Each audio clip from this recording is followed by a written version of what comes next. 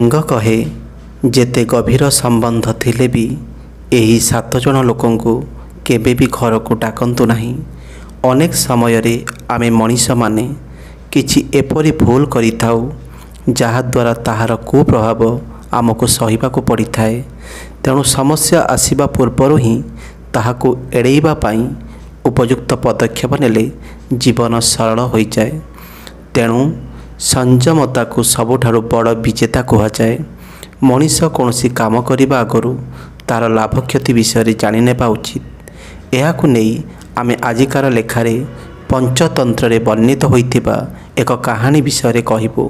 କାହାଣୀ ଅନୁଯାୟୀ କୌଣସି ଏକ କୂଅରେ ଏକ ବେଙ୍ଗ ନିଜର ବଡ଼ ପରିବାର ସହିତ ରହୁଥିଲା। ପରିବାର ବଡ଼ ଥିଲା ହେଲେ ଅଶିକ୍ଷିତ ଥିଲା। ତେଣୁ ତା ଘରେ ସବୁବେଳେ କଳହ ଲାଗି ରହୁଥିଲା। ବେଙ୍ଗର ଜ୍ୱାଇଁମାନେ ତାକୁ ଖୁବ୍ କଷ୍ଟ ଦେଉଥିଲେ ଏବଂ ଏଣୁ ତେଣୁ କହୁଥିଲେ। ଯେଉଁ କାରଣରୁ ଥରେ ବେଙ୍ଗ ସେଠାରୁ ବାହାରି ଯାଇ ହ୍ରଦରେ ଥିବା ଏକ ସାପକୁ ଦେଖି ନିଜ ଜ୍ୱାଇଁମାନଙ୍କ ଉପରେ ପ୍ରତିଶୋଧ ନେବାକୁ ଭାବିଲା। ତେଣୁ ସେ ସାପର ଗାତ ନିକଟକୁ ଯାଇ ସେଠାରେ ମଧୁର ସ୍ୱରରେ ସାପକୁ ଡାକି ମିତ୍ରତା କରିବା ସହିତ ତା'ର ସହଯୋଗ କରିବାକୁ କହିଲା।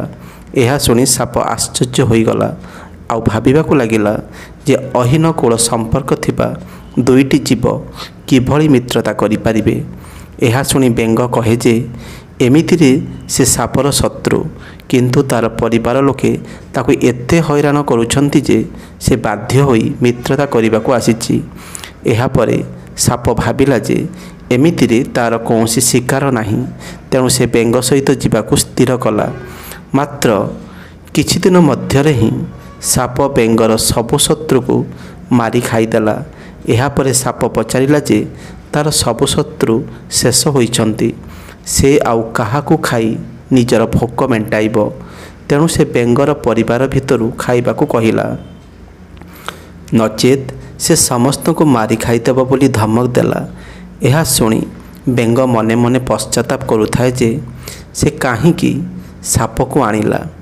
ତା'ର ପରିବାର ଉପରେ ସେତେବେଳେ ବିପଦ ଛାଇ ଯାଇଥିଲା। ବାଧ୍ୟ ହୋଇ ସେ ସାପକୁ ପ୍ରତ୍ୟେକ ଦିନ ଗୋଟିଏ ଲେଖାଏଁ ବେଙ୍ଗ ଖାଇବାକୁ ଦେଉଥିଲା। ଏମିତିକି ବେଙ୍ଗର ପୁତ୍ରକୁ ହିଁ ସାପ ଦିନେ ଖାଇଦେଲା। ବେଙ୍ଗ କାନ୍ଦିବାର ଦେଖି ତା'ର ସ୍ତ୍ରୀ କହିଲା, ଏବେ କାନ୍ଦି ଲାଭ କ'ଣ? ବେଙ୍ଗ କ୍ରୋଧରେ ନିଜର ପୂରା ଜାତିକୁ ସମାପ୍ତ କରିଦେଇଥିଲା, ଯେଉଁ ଜାତି ହିଁ ସମସ୍ୟା ସମୟରେ ତା'ର କାମରେ ଆସିଥାନ୍ତେ। ଏହାପରେ ବେଙ୍ଗ ପ୍ରାଣରକ୍ଷା ପାଇଁ ସେଠାରୁ ଖସି ପଳାଇଗଲା। ଏହା ଜାଣିବା ପରେ ସାପ ସେଠାରେ ରହୁଥିବା ଏକ ଗଧିକୁ ବେଙ୍ଗକୁ ଡାକିବାକୁ କହିଲା। କିନ୍ତୁ ବେଙ୍ଗ ସାପର ସବୁ ଚାଲ ବୁଝିପାରିଥିଲା। ବେଙ୍ଗ ବୁଝିପାରିଥିଲା ଯେ ଆପୋଷ କଳହ ସବୁବେଳେ ଦୁଃଖର କାରଣ ହୋଇଥାଏ। ତେଣୁ 7ଟି ଲୋକ ଅର୍ଥାତ୍ ଖରାପ କାମ କରୁଥିବା ଲୋକ, ଅଧିକ ଖାଉଥିବା ଲୋକ, ସମସ୍ତଙ୍କ ମଧ୍ୟରେ ଭୁଲ ବୁଝାମଣା ସୃଷ୍ଟି କରୁଥିବା ଲୋକ, ବଡ଼ ଠକ, ହିଂସା କାର୍ଯ୍ୟ କରୁଥିବା ଲୋକ, ଦେଶ ଓ କାଳକୁ ବୁଝୁନଥିବା ଲୋକ ଏବଂ ନିନ୍ଦିତ ଭେଷ ଧାରଣ କରୁଥିବା ଲୋକଙ୍କୁ କେବେ ବି ଘରକୁ ଡାକିବା ଉଚିତ ନୁହଁ। ଏହା ଥିଲା ପଞ୍ଚତନ୍ତ୍ରର କଥା।